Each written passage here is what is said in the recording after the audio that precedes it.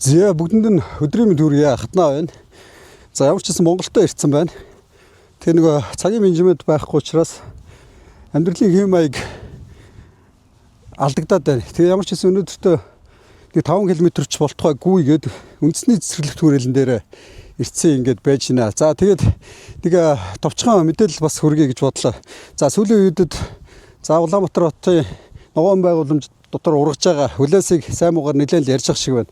Энэ дээр нэг товчхон мэдээлэл зөв ойлголт өгөхүүднээс хийчихье гэж бодлоо. За үндсэндээ бол үрээр ургадаг бүх ургамал тоос, полин буюу тоосыг хүртээдэг ийм физиологийн байгалийн жам ёсны ийм үзэгдэл тий. Үрээр ургахдаа бол хэд хэдэн аргаар бол тоосыг үрийг зөөж ингэж дараагийн ургамал урах нөхцөл нь бүрддэг тий. Салхиар ургамлаа одоо амтнаар тий усаар гэдэг ч юм уу тий. Тэгэхээр энэ ургамал удлаас хайлаас бол байгалийн жамсаар ургаж байгаа тоосоо өгж байгаа нэг юм байгалийн физиологийн үйл явц, жамсны үйл явц энийг бид нэр зогсоох, шүүмжлэх ямар ч боломж байхгүй. За дээрэс нь энэ бидэнд нүдэнд ил харагдаад байгаа юм ал бид нэр шүүмжилдэг тий. Тэгэхээр одоо энэ үлээсний хөвөө харагдаад байна, харьцал үүсгээд байна гэдэг. Яг үүндээ бол улаасны хөвөн тэр бүр харьцал үүсгээд байдгүй гэж үздэг. За ихэнхдээ бол хавар за зарим ургамал бол зуны турш тоосоо полинашн буюу тоос хүртээлтэй хийж байгаа тий. За тэгээд хаврын их үед намрын их үеэр ч юм уу ингээд харьцлын үе эхэлдэг. Тэгэхээр бид нэр юу хийх ёстой вэ гэхээр эхлээд өөрийнхөө ямар зүйлээс харьцлаад байгаа гэдгээ тодорхойлох хэрэгтэй. За ургамлаас байна уу? За тэр дундаа өөр ямар ургамлаас байна?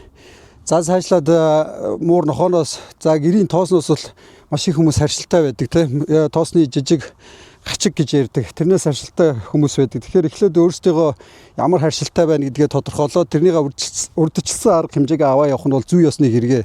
Тэрнээс байгаль дээр явж байгаа жам ёсны зүйлээс болоод байна. Энийг болох ёстой гэдэг ийм ойлголт бол байх ямар ч үндэслэлгүй. Тэгэхээр энэ өөрийгөө хамгаалах арга хэмжээндээр өөрөөсөө анхаарна биз.